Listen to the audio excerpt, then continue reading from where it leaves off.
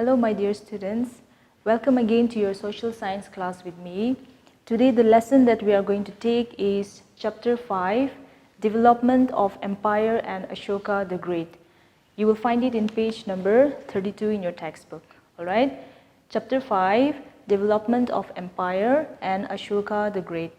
So if you have turned to page number 32, let's begin.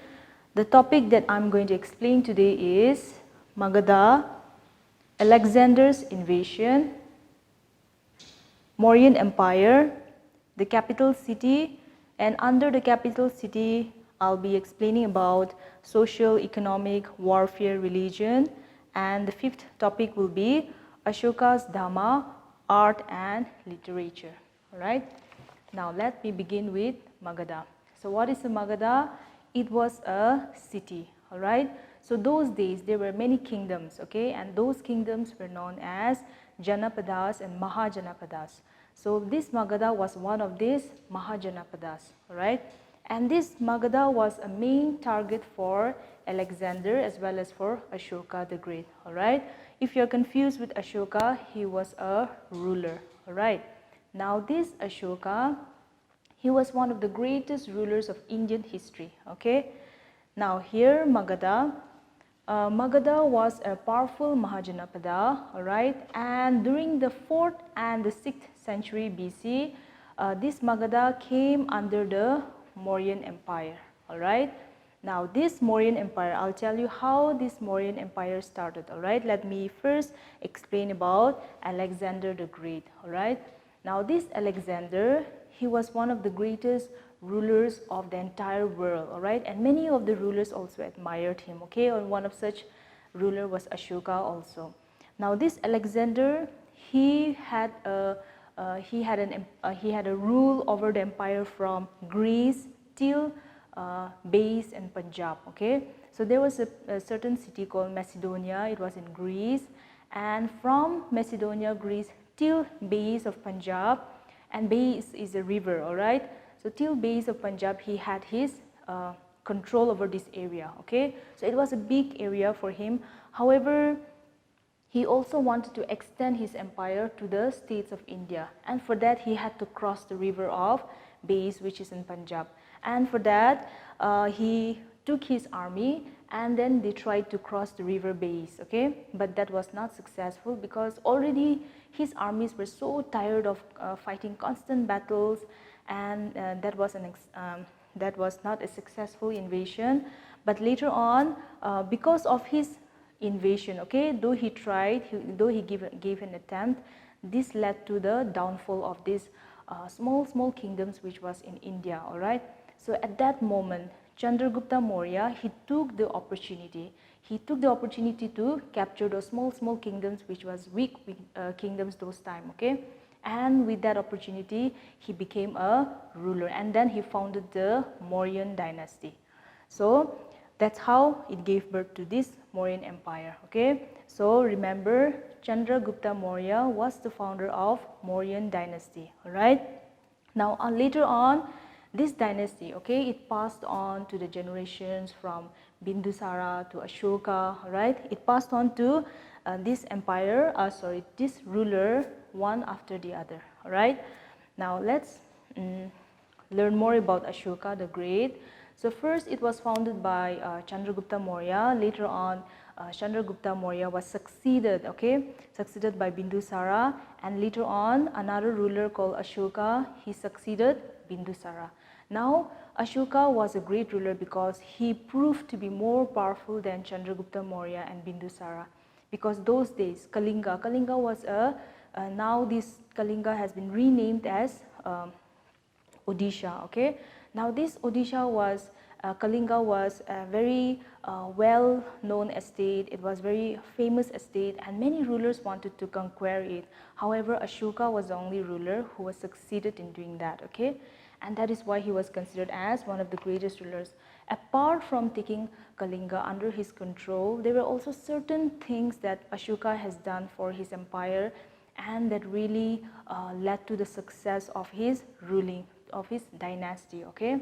So we are still under the Mauryan dynasty, alright.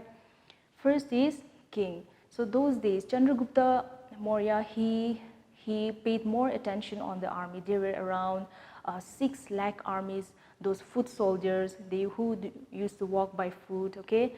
And they also had 30,000 cavalries, 8,000 chariots, and 9,000 elephants.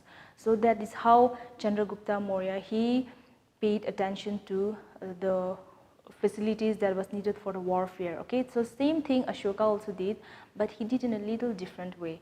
He tried to give more attention to these armies by giving them better salary, and also he set up more provinces where certain governors and officials were appointed in order to take care of certain states. All right, so there were 4 divisions. Okay, so these officials were divided into 4 divisions, and they took care of certain things during the Mauryan Empire. Like, for example, some of them took care of the taxes, some of them took care of the army, some of them took care of the healthcare facilities. Okay, so that is how the work was divided, and it went on. The Mauryan Empire became a very successful and a very powerful kingdom of those times. All right.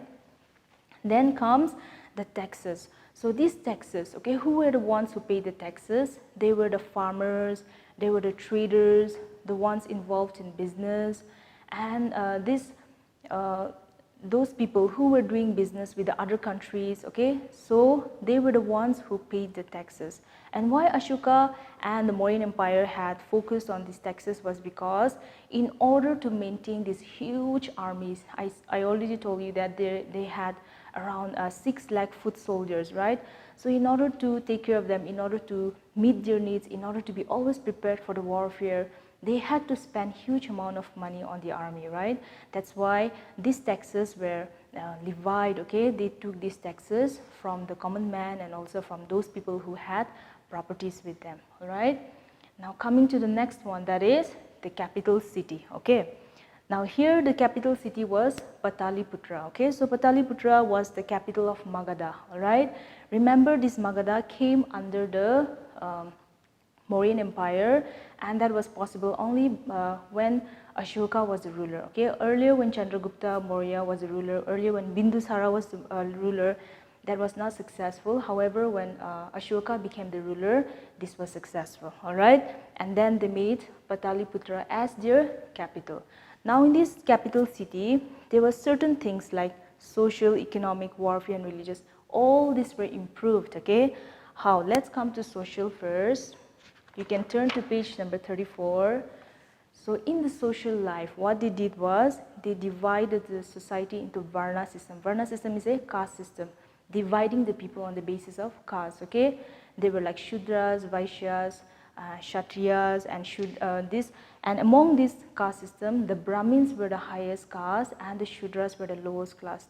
And in the society, the Brahmins were given the higher respect. Okay, all the great jobs like the professors, the teachers, and then the ones who performed the rituals, everything was done by the Brahmins. However, the Shudras had to do the lower jobs like the cleaning and doing the cultivations. All right, so that was assigned to the Shudras. And then in social life, another thing was even the princes and the queens, they were appointed as the governor. Now what they did was they also went about and looked after the taxes of the different provinces wherever they were assigned. Okay, and whenever they collect the taxes, they will come and give it to the ruler, and that is how the ruler had to look after the huge army, about the warfare, which I've already explained to you, right? And then one more thing about the social life was that they paid more attention on the environment. Okay, for the Mauryan Empire, for them the environment, taking care of the environment was one of their important policy. Like everyone has to take care of the environment, like whether it's a tree or the plants or whether it's different cultivations or everything. You know, they have to take care of the environment. They should not damage it. They should not kill it. And this all came with the rise of Buddhism. Okay, in the previous lesson, if you remember, I have explained to you about the Buddhism and Jainism, right? And when I was explaining about the Buddhism, I also mentioned about the ruler Ashoka. So this Ashoka, he was very interested in Buddhism. He got very inspired by this religion. So he also took this religion and he spread it to his man. And then not only that, but he also sent his own son and his own daughter to Sri Lanka to spread this religion. All right. So according to the Buddhist religion, they are not supposed to kill, they are not supposed to lie, they're not supposed to, whatever they do, they have to do it rightly, right? They were the Eightfold Paths, the right conduct, all this, right? So under this Buddhism, they also try to apply it in their environment. That is, they have to take care of the environment, that is trees, plants, everything. So that was under the social life. Then next was economic life. Okay. Now in this economic life, I'm still under Pataliputra, that is the capital city of Magadha. So under the economic life, they tried to maintain good trade relations with the other countries as well. And then there were trade industry. Okay. There were things like textiles, woodens, and perfumes were exported and imported. And there were also semi-precious stones. All right. Then they were also maintaining good relations with the Central Asia and the Middle East. Okay. And then the Mauryans, okay, they also built a highway, national highway. So with the help of this highway, they were able to transport and export the goods to their state and also to other parts of India. Okay. Then coming to the warfare, okay, I have already explained to you about the warfare, where the armies, the huge armies were maintained, the needs, whatever needs was required for the battle was maintained, and then they have to spend huge amount of money for the animals that was used for the warfare, like the elephants, like the horse, right? So all this was taken care under the warfare. And like I said, certain men was appointed to take care of them, and they were also divided into certain provinces where the king himself cannot go around and take care of everything, right? So he appointed certain ministers and governors in order to take care of all these things. Okay, so he also appointed the prince and the princess, even the queens were appointed as the governors in order to take care of all these things, and they divided the work among themselves. Okay. Then coming to religion, I'll go back to Buddhism again. Okay, so earlier there were also Hindus, and there were also other religions that they were following. So when Ashoka became the ruler, he introduced the Buddhist policy, and then people also started following Buddhism. So under this religion, he wrote certain principles, and this was known as Dhamma. Okay, so it is still known as Ashoka's Dhamma. So under this Ashoka's Dhamma, they have to follow certain things strictly. I'll read out for you. One is, the Mauryan Empire had people from different religions. Sometimes there were conflicts among different religious groups. So this Dhamma was specially applied to those people who were constantly in conflicts, okay? Because there was not only Buddhism, there were Hinduism, was there Sikhism, Jainism was there, right? So in order to maintain peace among his people, he applied this policy of Dhamma. Then another reason was that people sacrificed animals, which was a sign of violence, right? This Buddhism, they strictly follow ahimsa. Ahimsa is non-violence. That is, you will not harm, you will not kill for any of your own profit, okay? So in order to save these animals, he told his people that we will not kill it, in fact we will save them. All right, so that was another reason why he had to apply this Dhamma. Then coming to the third one, that is, people lacked manners and misbehaved with elders. They treated people with lower varnas as slaves. Now in their society, the elder people were not respected. He observed that the elders were not respected, and there were slave system, and those who were slaves were tortured, and they had to go through sufferings, right? So in order to improve their lifestyles of this, the lower caste people, in order to show respect to the elders, he had to apply this policy of Dhamma. Then another reason was, there were regular conflicts among families and neighbors, giving rise to unpleasant conditions. So in order to bring harmony, in order to bring peace among the neighbors, he also had to apply this Dhamma. All right. Then the next one was, there are various inscriptions and edicts through which Ashoka explains some of the basic principles of Dhamma. So there is this Sanchi stupa. Okay, in this stupa, certain lifestyles of Gautama Buddha is written, where people get inspired and they also look out for following those lifestyles, okay, and it really helps them in improving their lives. So another was obedience to parents, elders, teachers, and respectable people. So with the help of this Dhamma, the common man started respecting their elders. They also decided to follow obedience as the main principles of life, okay, and that really improved the lifestyles of the society, and people started living in harmony. Another significance of this Dhamma was that proper treatment of ascetics for lower caste people, dependents, acquaintances, and companions. Then people stopped killing, and there was truth and morality. So you have to follow truth. Whatever you do, you have to do it truthfully, and you have to lead a very moral, a good and a clean life, okay?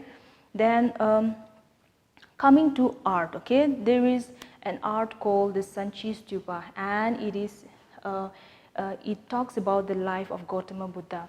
So the images of Buddha is there, the life story of Buddha is there, the teachings of Buddha is there, those eightfold paths, everything are there in the Sanchi Stupa. So whenever the Buddhists, they want to enlighten themselves, they used to go and visit the Sanchi Stupa, all right?